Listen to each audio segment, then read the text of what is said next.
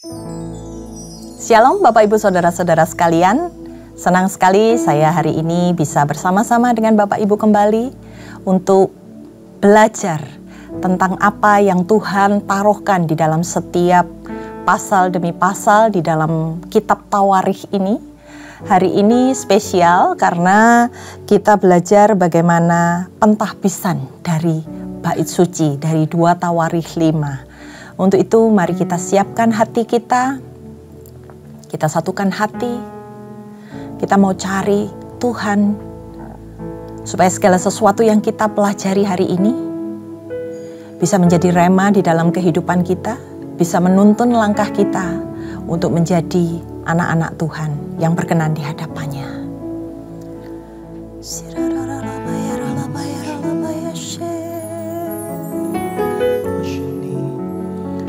Terima kasih Tuhan.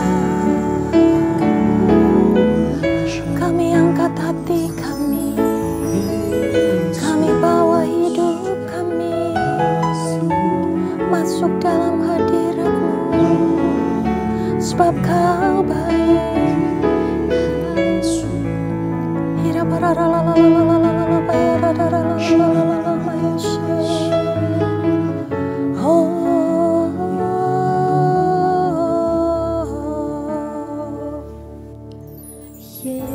Yesus, ku cinta Kau, ku tinggikan, ku agungkan. Aku kan memuji-Mu, baik di dalam suka dan duka.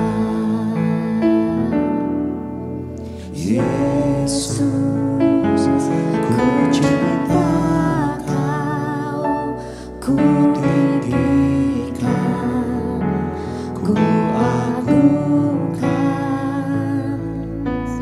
Aku kan memuji-Mu, baik di dalam suka dan duka.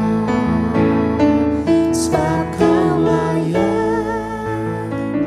terima pujian, sebab Kau layak terima pujian, sebab Kau layak ku agungkan. Yesus, Raja di atas segala raja.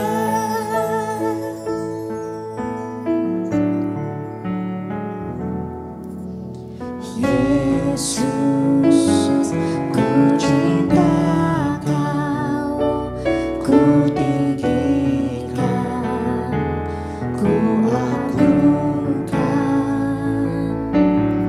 Aku kan memuji-Mu, baik di dalam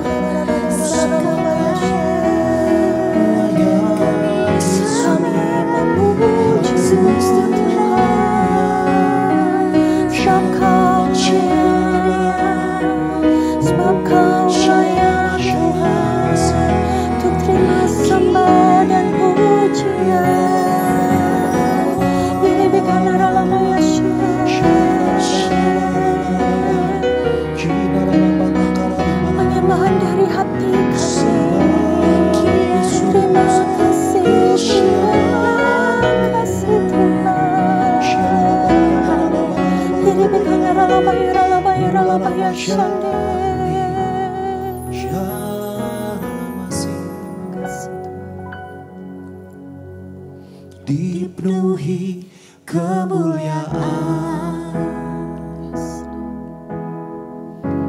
dipenuhi pujian, kami berikan padamu Tuhan korban pujian. Kau saja yang suci, Kau saja yang layak, Kau layak terima glory. Yesus Kau Tuhan, Kau saja yang suci, Kau saja yang layak, Kau layak terima glory. Hanya Kau Tuhan, dipenuhi kemuliaan, dipenuhi pujian, kami berikan padamu Tuhan korban pujian. Kau saja yang suci, Kau saja yang layak, Kau layak terima glory. Yesus Kau Tuhan, Kau saja yang suci, Kau saja yang layak, Kau layak terima glory. Hanya Kau Tuhan, Kau saja yang suci, Kau saja yang layak, Kau layak terima glory.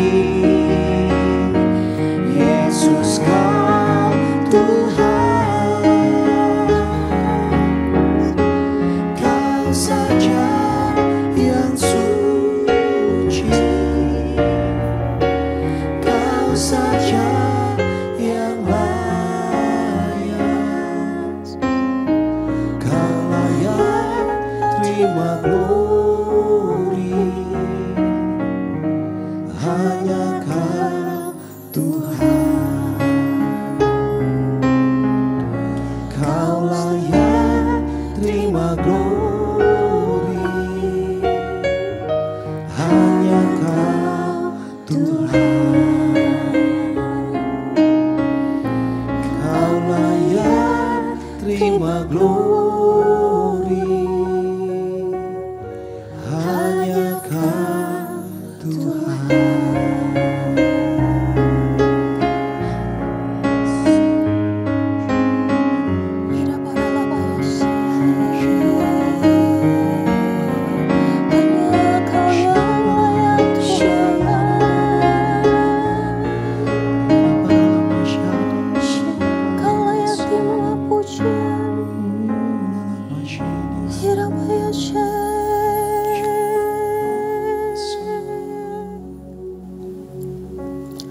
Hanya Engkau yang layak Tuhan untuk terima pujian, sembah dan kemuliaan hanya bagi nama-Mu. Raja di atas segala raja, Allah yang memerintah atas seluruh muka bumi dan hidup kami. Kami mau buka hati kami Tuhan. Kami mau buka pikiran kami ya Bapa. Kami siapkan Tuhan tanah yang subur dalam hati kami melalui pendengaran Tuhan atas setiap pengajaran-pengajaran yang hari ini akan Tuhan sampaikan.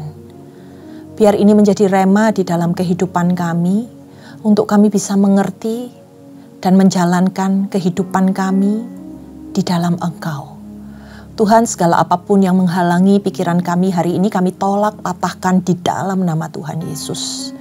Biar kami bisa menerima sesuatu yang baru. Biar kami bisa memahami hal-hal yang mungkin tadinya tidak bisa kami pahami ya Bapa. Berbicaralah atas setiap kami Tuhan, dan materaikan firman-Mu ini di dalam hati kami, biar kami bisa menjadi pelaku yang benar atas seluruh firman-Mu. Hanya di dalam nama Tuhan Yesus Kristus. Haleluya. Amin. Ya Bapak Ibu Saudara-saudara, kita masuk di dalam 2 Tawarikh 5 hari ini. Itu berbicara tentang pemindahan tabut perjanjian. Tabut perjanjian dipindahkan dan nanti di sini akan diceritakan tentang bagaimana kemuliaan Tuhan itu memenuhi bait suci. Setelah Salomo mendirikan bait suci, kemudian setelah selesai dan kita akan sama-sama belajar apa-apa saja yang Tuhan mau nyatakan melalui pemindahan tabut perjanjian ini. Nah, kita mau tahu berapa lama Salomo membangun bait suci. Kalau kita lihat di dalam 1 Raja-Raja 6 ayat 37 sampai 38 dikatakan bahwa Salomo membangun bait suci ini selama 7,5 tahun. Dan selesai pada tahun yang ke-11 pemerintahan Salomo. Kapan itu? Yaitu sekitar 959 sebelum Masehi. Nah, mari kita baca di ayat yang pertama. Maka selesailah segala pekerjaan yang dilakukan Salomo untuk rumah Tuhan itu. Kemudian Salomo memasukkan barang-barang kudus Daud ayahnya dan menaruh perak, emas, dan barang-barang itu dalam perbendaharaan rumah Allah. Nah, di sini yang dimaksud dari barang-barang kudus yaitu adalah barang-barang dari upeti raja-raja asing, saudara-saudara. Juga barang-barang berharga yang dikumpulkan Daud dari musuh-musuhnya yang telah dikalahkannya. Kemudian itu semua dipersembahkan di hadapan Tuhan. Nah, kalau kita baca judul perikopnya dalam pasal 5 ini di mana bait suci itu ditahbiskan. Nah, subperikopnya adalah tabut perjanjian dipindahkan dan kemuliaan Tuhan memenuhi bait suci. Kita baca di dalam ayat yang kedua. Pada waktu itu Salomo menyuruh para tua-tua Israel dan semua kepala suku, para pemimpin puak orang Israel berkumpul di Yerusalem untuk mengangkut tabut Tuhan dari kota Daud, yaitu Sion. Nah, Salomo memerintahkan para tua-tua, mereka diminta untuk mengangkut tabut perjanjian ini dari kota Daud menuju ke Sion. Kota Daud ini merupakan kota berkubu yang menjadi milik orang Yebus, daerah Bukit Sion. Nah, di situ adalah daerah yang sudah ditaklukkan oleh Daud. Kemudian di ayat yang ketiga, maka pada hari raya di bulan ke-7, berkumpullah di hadapan raja semua orang Israel. Jadi bait suci ini ditahbiskan pada bulan yang ke-11 sesudah pembangunannya selesai. Baru ditahbiskan di bulan yang ke-11, saudara-saudara. Nah, ketika itu adalah perayaan Pondok Daun tahunan, di mana perayaan ini dilakukan selama 7 hari di akhir musim panen. Nah, seperti apa perayaan Pondok Daun ini? Perayaan Pondok Daun ini adalah perayaan yang digunakan sebagai ungkapan rasa syukur umat Israel atas hasil panen yang Tuhan berikan buat mereka. Di mana mereka membangun pondok-pondok dan tinggal di dalamnya selama 7 hari itu. Dan pondok-pondok ini dibangun dari 3 jenis cabang yang berbeda. Nah, hal ini dilakukan untuk mengenang ketika mereka ada di padang gurun, mereka tinggal di dalam pondok-pondok, kemudian mereka mengembara di padang gurun dari tempat ke tempat sampai kepada tempat perjanjian yang mereka tetap jalankan hari itu. Nah, kemudian kita baca di ayat yang keempat. Setelah semua tua-tua orang Israel datang, maka orang-orang Lewi mengangkat tabut itu. Mereka mengangkat tabut itu dan kemah pertemuan dan segala barang kudus yang ada di dalam kemah itu. Semuanya itu diangkut oleh imam-imam dan orang Lewi. Tetapi Raja Salomo dan segenap umat Israel yang sudah berkumpul di hadapannya berdiri di depan tabut itu dan mempersembahkan kambing domba dan lembu sapi yang tidak terhitung dan tidak terbilang banyaknya. Dalam mengangkut tabut tersebut, Salomo juga memperkerjakan para imam, bukan hanya orang Lewi. Nah, kemah pertemuan itu dibawa dari Gibeon.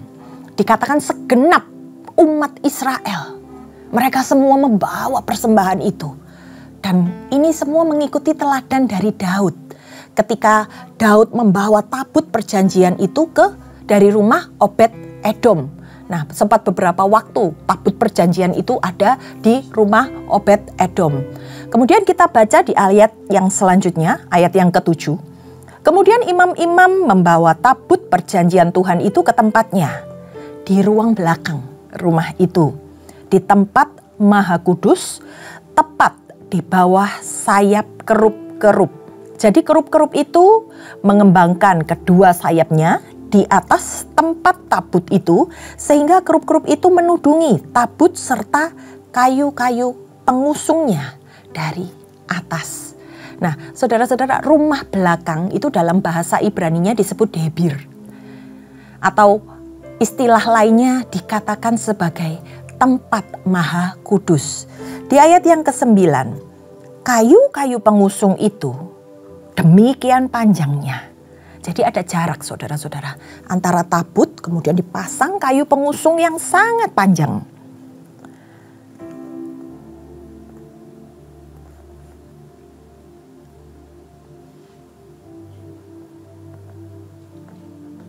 Nah, kemudian kita baca lagi di ayat yang ke-9, kita lanjutkan.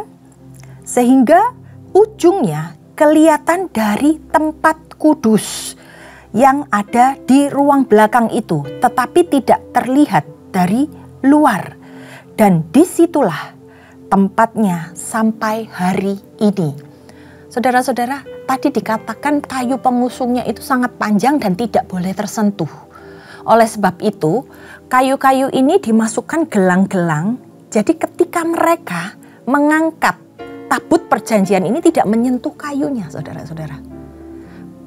Karena begitu kudusnya, sehingga mereka harus memasang gelang-gelang di antara kayu-kayu tersebut dan mereka hanya boleh mengangkat gelang-gelangnya di sisi tabut tersebut.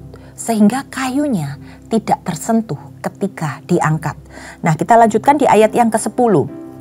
Dalam tabut itu tidak ada apa-apa selain dari kedua loh yang ditaruh Musa ke dalamnya di Gunung Horeb. Ketika Tuhan mengikat perjanjian dengan orang Israel pada waktu perjalanan mereka keluar dari Mesir. Di kedua loh batu tersebut tertulis 10 perintah Allah. Kalau sebelumnya dalam tabut perjanjian itu hanya terdapat sebuah buli-buli emas yang berisi mana dan tongkat Harun. Nah, 10 perintah Allah ini menunjukkan keinginan Allah dari hasil moral yang diharapkan umat yang ditebus, yaitu bangsa Israel pada waktu itu. Loh batu sendiri berbicara tentang perintah Tuhan, tentang hukum-hukumnya Tuhan. Perjanjian kalau di masa sekarang itu adalah Alkitab. Nah, firman Tuhan yang ada, yang Tuhan sampaikan kepada bangsa Israel. Kemudian dikatakan kalau di dalam tabut perjanjian sebelumnya itu adalah berisi mana. Mana itu berbicara tentang apa? Mana adalah berbicara tentang pemeliharaan Tuhan. Ketika bangsa Israel ada di padang gurun, mereka tidak mendapat makanan, tapi bangsa Israel dipelihara oleh Tuhan. Yang kedua ada tongkat Harun. Berbicara tentang apa? Tongkat Harun ini berbicara tentang otoritas. Bahwa bangsa Israel itu adalah bangsa pilihannya Tuhan. Demikian juga kita hari ini. Kita adalah umat yang ditebus, umat yang dipilih oleh Tuhan. Sehingga kita punya identitas sebagai anak-anak Allah. Di ayat yang selanjutnya kita baca di ayat yang ke-11. Lalu para imam keluar dari tempat kudus. Para imam yang ada pada waktu itu semuanya telah menguduskan diri. Lepas dari giliran rombongan masing-masing. Demikian pula para penyanyi orang Lewi semuanya hadir. Yakni Asaf, Heman, Yedutun, beserta anak-anak dari saudara-saudaranya. Mereka berdiri di sebelah timur mezbah, berpakaian kain lenan halus, dan dengan ceracap, gambus dan kecapinya bersama-sama 120 imam peniup nafiri. Lalu para peniup nafiri dan para penyanyi itu serentak memperdengarkan paduan suaranya untuk menyanyikan pujian-pujian dan syukur kepada Tuhan. Mereka menyaringkan suara dengan nafiri, ceracap dan alat-alat musik sambil memuji Tuhan dengan ucapan, sebab Ia baik, bahwasannya untuk selama-lamanya kasih setianya. Pada ketika itu, rumah itu, yakni rumah Tuhan, dipenuhi dengan awan. Nah, di ayat yang ke-11 itu dikatakan para imam itu menguduskan diri. Mereka membasuh diri mereka dari bejana tembaga yang besar yang diistilahkan laut. Lalu Daud ini diakui sebagai perintis dari tradisi yang senang menaikkan pujian, penyanyi-penyanyi, pemazmur di rumah Tuhan. Penyanyi dari suku Lewi ini mulai memilih dan mulai menyanyikan mazmur-mazmur yang cocok untuk diperdengarkan di acara-acara tertentu. Nah, di ayat yang terakhir, saudara-saudara, kita baca, sehingga imam-imam itu tidak tahan berdiri untuk menyelenggarakan kebaktian oleh karena awan itu. Sebab kemuliaan Tuhan memenuhi rumah Allah. Saudara-saudara, awan kemuliaan Tuhan itu melambangkan hadirat Allah. Dikatakan memenuhi tempat itu. Dalam artian Tuhan berkenan. Tuhan memenuhi dengan awan kemuliaan yang seringkali disebut sebagai Shekinah atau tempat tinggal Allah. Hari ini Allah ada di dalam kehidupan kita. Kita ini adalah bait kudusnya Tuhan. Sudahkah kita mengutamakan Tuhan di dalam segala apapun yang kita lakukan hari-hari ini?